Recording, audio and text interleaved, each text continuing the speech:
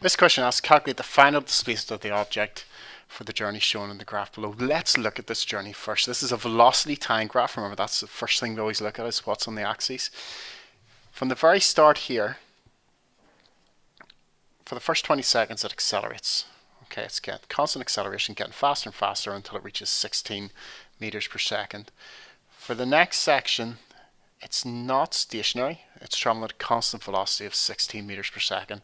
And for this last section here, between this red point and this red point, the common mistake people view this as is it's moving backwards.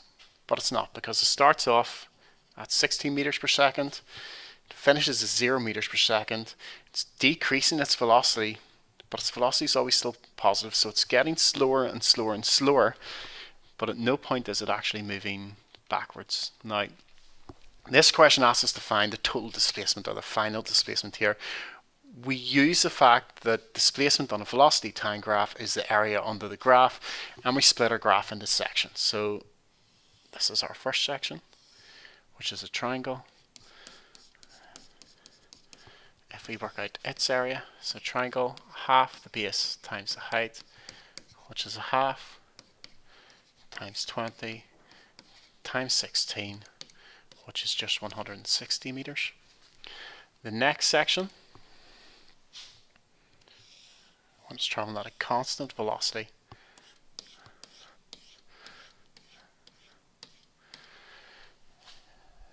that area is just a rectangle, so we use base times height. It goes from 20 to 60 seconds, so that's a base of 40 seconds, multiplied by a height of 16, which gives us 640 meters.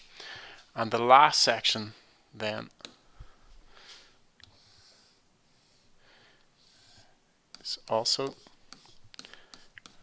triangle, so we do half the base times the height. This is for the last section, which gives us a half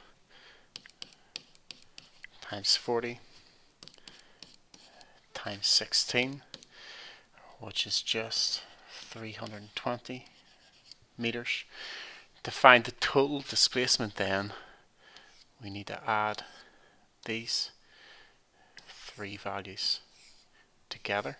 So we just do 160 plus the 640 plus the 320, which gives us 1,120 meters.